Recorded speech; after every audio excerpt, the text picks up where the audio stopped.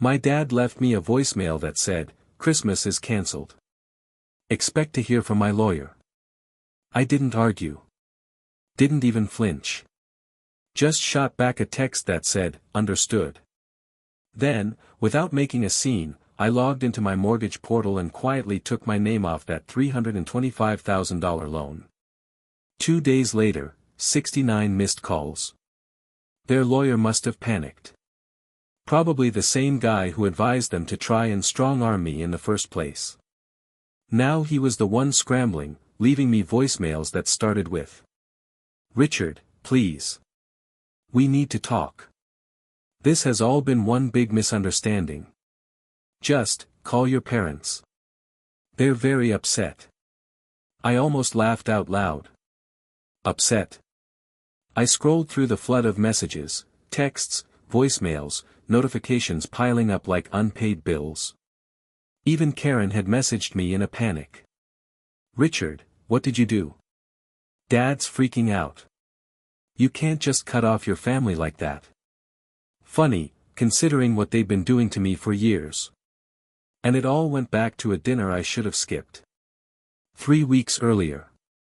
"Richard, I told you, we just can't afford to take you on the trip this year," Mom said without even glancing up from her phone. "It's a small cabin. There's barely room as it is." Cabin? I blinked, confused, watching her scroll with one hand while the other stirred some overpriced herbal tea. "I thought you guys were tight on money. Bills and all that." Dad let out a dry laugh. "Don't start, Richard. Nobody asked you to play accountant. If you're that concerned, maybe send a little extra this month." I stared at him. "I already cover the mortgage. And the utility bills. And Karen's car payments." Karen was sprawled across the couch like royalty and didn't even react. "Oh my God, stop acting like you're some kind of hero," she muttered. I'd been helping them for years. But it always felt like it wasn't enough. "Karen," I said, feeling something knot up in my chest, "I just paid off your credit card last month." "Because you begged me to." She rolled her eyes. "I didn't beg. I asked. You're my brother. That's what family's for." Dad chimed in with a smirk. "Exactly. Listen to your sister. Stop being so dramatic." I inhaled slowly, trying to hold it together. "Dramatic?" I repeated. "You're going on vacation without even telling me, and I'm the one being dramatic?" "It's just a trip, Richard," Mom said softly, like she pitied me. I hated that tone. "Not a big deal," she added. I let out a sharp, bitter laugh. "Right. Sure. Have fun." I turned to leave, but Dad had one more jab to throw. "Don't be like that, Richard. Maybe if you didn't waste all your money on that tiny apartment, you could actually contribute something meaningful to this family." I froze in the hallway. My fists clenched. "Okay," I whispered. "Got it." A week later, I was half distracted, scrolling through Facebook, when a picture popped up. Mom, Dad, and Karen, all smiling in front of a luxury cabin. The caption read, "Family trip in Aspen. Our family together at last." Our family. No tag. No invite. No mention of me. Just them, and Karen's boyfriend, Walter. That's when my phone buzzed again. It was Dad. "Hey, can you send another $200? We're running low on cash out here. Internet spotty, so maybe use Venmo." I stared at his message. Then back at the photo, their laughing faces, arms wrapped around each other like nothing was wrong. My fingers moved on their own. "Sorry, can't help. Enjoy your family trip." 5 minutes passed. Then Karen's reply lit up my screen. "Wow, Richard. Seriously? What's your problem?" My problem? My problem was I wasn't a person to them. I was a walking wallet. A backup plan they kept around for when something broke. And they thought I'd keep taking it. Thought I'd never push back. They were wrong. A whole week went by. A peaceful, quiet week. No calls. No guilt trips. Just silence. Then, one cold Tuesday night while I was cooking a late dinner, my phone buzzed. It was a tag. A Facebook post. Family is everything. Even when they hurt you. It was Karen's new profile pic, her and Mom smiling, Dad blurred in the background. The comments were flooded with sympathy and heart emojis. Stay strong, sweetheart. Family always comes back together. Whoever hurt you doesn't deserve you. And right there, in the comments, was Dad's response. Some people forget who raised them, who gave them everything. But God sees it all. I stared at my phone. And I swear, I almost smashed it right then and there. But I didn't smash the phone. As much as I wanted to, I wasn't about to hand them that kind of satisfaction. Instead, I opened my messages. There it was, Karen's last text still staring at me. Wow, Richard. Seriously? What's your problem? I didn't answer. Instead, I started scrolling up through our thread. Past the time she begged me for money to cover her credit card bill. Past the 2 a.m. text asking if I could come pick her up. Past the accidental message where she sent me her Amazon wish list. The same list I cleared out for her birthday. Every single item. Then I saw them, the screenshots. From just 3 months back. Richard, please. I'm in a bind. If I don't make this payment, they'll shut off my card. I swear I'll pay you back. You know I will. I love you, Richard. You're the only one who ever helps me. Lies. All of it. I saved those receipts. That night, I started digging. Into files I never thought I'd have to open. Bank transfers. Text messages. A running list of every time I paid the mortgage. My name on the account. My money disappearing, month after month. I found an old photo of the SUV Dad claimed he bought to reward himself for years of hard work. Except I knew better, I helped him pay for that thing. By midnight, I had a folder packed with screenshots, statements, and even an audio clip from last Thanksgiving. Dad's voice barking through the speakers. If you don't want to help this family, then don't ever come back. But don't come crawling when you need something. I played it twice. Still stung the second time. The next morning, I did something I never imagined I'd have the guts to do. I called the mortgage company. Hi. Yeah, I need to remove myself as a cosigner. The woman on the other end hesitated. Sir, just so you're aware, this will trigger a reassessment of their mortgage terms. Are you sure you want to proceed? I let out a small breath. Positive, I said with a smile. 2 days later, the phone rang. Richard, what the hell did you do? Dad sounded like he was bouncing between furious and terrified. The bank called. They're telling us we need to requalify. We can't afford that. I took a sip of coffee. Calm. Steady. Not my issue. Not your, Richard, are you insane? We raised you. You raised me. I laughed. Pretty sure I was just the guy you called when you needed money. There's a difference. Mom's voice cut in, shrill, frantic. How could you do this to your own family? I chuckled to myself. You mean the family that went on a luxury vacation behind my back? Or the family that mocked me for not being able to come along? Silence. Just the sound of heavy, uneven breathing through the speaker. Fix this, Dad growled. Be a man for once in your life. You mean like you? The guy who begs me for money 1 minute, then trashes me behind my back the next. That's enough, he snapped, full of rage. You think you're clever? Fine. Christmas is OFF. Expect a call from my lawyer. I almost grinned. Understood. The next morning, I got a message from Karen. Richard, please. Can we talk? I'm sorry. We need you. I didn't respond.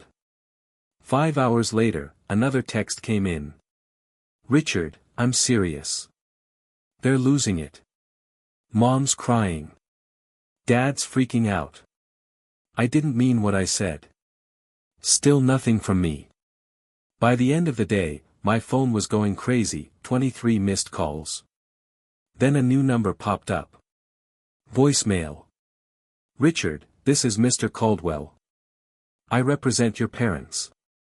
I believe there's been some miscommunication. I'd like to work this out in a civil manner. Please give me a call. I didn't call. Instead, I went to bed and, for the first time in years, I actually slept with a clear mind. The following day, I decided to get out for a bit. Clear my head. I went to this quiet little cafe I liked, my go-to escape from all the noise. Midway through my coffee, I glanced at my phone. And there it was. Mom's new Facebook post. Sometimes the ones you love the most are the ones who hurt you the worst. We gave him everything. But some people only know how to break hearts. I scrolled through the comments. Dozens of them. People I hadn't spoken to in years were chiming in. Calling me names. Monster. Ungrateful. Selfish snake. Then Karen added her piece. We did everything for him. He just threw it all away. My hands went cold. Everything. Like when they canceled my birthday dinner because Karen was too tired. Or when Dad borrowed $5,000 for emergency repairs and blew it in Vegas. Or the years I quietly paid their bills while they posted family photos without me in them. I took the last sip of my coffee. Picked up my phone. And this time, I posted. Sometimes, family is just another word for the people who use you. I'd had enough of being their punching bag. Used, ignored, drained, and I was done. The first reply came from Karen. Wow. You're seriously airing this out in public? Pathetic. Then came Mom. I don't even know who you are anymore. I didn't bother saying a word back. Instead, I uploaded the folder, screenshots, payment records, saved messages, every broken promise they ever made. And I hit post. Within 3 minutes, the tone flipped. Wait, this can't be real, right? Richard, they said you abandoned them with nothing. Holy crap. People were shocked. And just like that, Mom's profile went dark. Karen's too. But my phone? It exploded with notifications. 30, then 42 missed calls. Then 60. Then 67. Voicemail inbox. Full. Some were begging. Some were yelling. Others were just sobbing. And Dad's final voicemail. A quiet whisper. Richard, don't do this. Please. Just talk to me. I saved it. Then walked away from the noise, letting them sit in the wreckage they created. They thought it would blow over. That the voicemails, the desperate crying, the half-hearted threats from some lawyer, and Mom's sob story on Facebook would make me backpedal. They were sure I'd cave, just like I always had. But that version of me? He didn't exist anymore. I scheduled the meeting. Chose a quiet little diner just outside of town. Neutral ground. Tucked myself into a booth in the back, facing the entrance. What I didn't tell them was, I wasn't coming alone. 6 o'clock sharp, they walked in. Dad, Mom, Karen. Dad's jaw was clenched so tight it looked like it might crack. Mom clutched her purse like she was about to drown. Karen hid behind oversized sunglasses, even though the place was barely lit. They slid in across from me, fumbling over what to say. Richard, we We don't want this to spiral any further, Dad finally forced out. His voice was stiff, like it hurt to say it.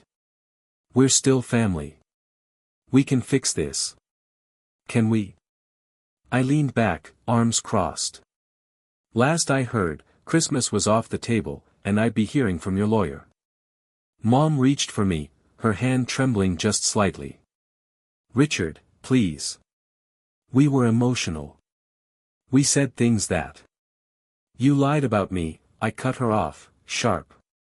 And you didn't just lie, you did it in public. You made me look like the villain while bleeding me dry. Karen mumbled from behind her sunglasses, that's not fair. You're the one who made this public. I leaned forward. Oh yeah? Was it me going public when Dad called me a useless man-child in a Facebook comment? Or when you laughed at it? Or when you posted your little mountain family getaway, without even inviting me? Dad's face turned the color of a ripe tomato. This guilt trip needs to stop, he snapped. We're here to fix things. But if you're gonna keep being selfish. You're absolutely right, I said, my voice cold as ice. Enough. I pulled out my phone, tapped the screen, and played the recording. The diner filled with their voices. Dad's, first, laced with bitterness. If you're not going to help this family, then don't ever come back. But don't cry to us when you need something. Then came the saved messages, Karen's desperate texts. Richard, I'm screwed. If I don't make this payment, they'll cancel my card. I love you. You're the only one who's ever there for me. Mom's face drained of all color. Karen's jaw tensed. You didn't love me. You used me, I said, voice steady. You're not sitting here because you care. You're here because you're scared. We didn't, Mom started, but I cut her off. I'm not finished. I reached into my bag and pulled out a thick folder. Everything was printed, highlighted, organized. I slid it across the table. Mortgage documents. Every payment. Every transfer. All under my name. That house. It's not yours. It never was. Dad grabbed the folder, flipping through page after page with shaky hands. This has to be a mistake. No mistake, I said flatly. I had my name removed. They're requalifying the mortgage. If you can't cover it, the house is gone. Richard. Mom shrieked, panic all over her face. How could you do this to us? We raised you. No, I leaned in, looking her dead in the eye. You groomed me to be your doormat. Your personal ATM. Karen yanked off her sunglasses. Tears streaming. You're being heartless, she cried. We're your family. Family? I scoffed. You mean the ones who humiliated me online? Lied to everyone about me? Only showed up when you wanted cash. Stop it. Dad roared, slamming his fist on the table. His eyes were wild now. I swear, Richard, if you don't fix this. Or what? I said, with the faintest smirk. Oh, you're gonna sue me now? I said with a shrug. Go for it. Your lawyer already tried. You wanna talk legal problems? Let's start with that $5,000 you borrowed for home repairs, then blew on a Vegas weekend. Dad fumbled for words, stammering, that was different. Sure, I nodded. Just like the $3,000 Karen begged for because of a medical emergency, that turned out to be a luxury shopping spree. Or when I made the SUV payment you strutted around town showing off like it was yours. Karen's face crumbled. You weren't supposed to find out. There's a lot I wasn't supposed to find out, I said quietly. Like you telling everyone I refused to help. Or how you told Walter I was unstable, trying to poison him against me. Richard, Mom whispered, voice cracking. We can fix this. We're still a family. I smiled. Calm. Clear. No, Mom. We're not. I gave a subtle nod toward the door. That's when their eyes shifted, and they saw him. My grandfather. Dad's dad. Tall. Silver hair. Eyes sharp as ever, scanning the room like he already knew the ending. He walked over slow and steady, cane tapping lightly on the tile, and stopped beside our booth. Well, Grandpa said, with a hint of a grin. Took you all long enough to completely fall apart. Dad's face drained of color. Dad, he said weakly. I didn't know you were coming. You never do, Grandpa replied. That's always been your problem. Then he turned to me. His gaze softened, just a little. Richard told me everything. The lies. The money games. All the manipulation. He looked back at Dad. You always thought you were the smartest guy in the room, didn't you? Dad opened his mouth. Closed it. No sound. Grandpa's voice dropped, cold and direct. Funny thing is, I changed the family trust last week. He paused. Richard's the only beneficiary now. You. Karen. Your mother.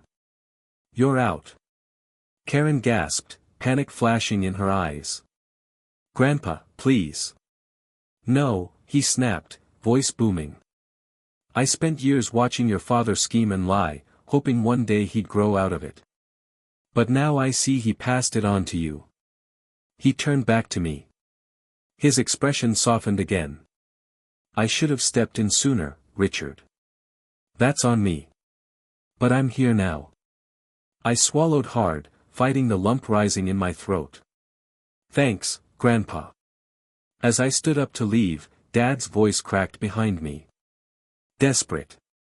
Raw. Richard, you can't do this. We're family. I looked back at him over my shoulder. You made sure I wasn't part of this family a long time ago. And with that, I walked out.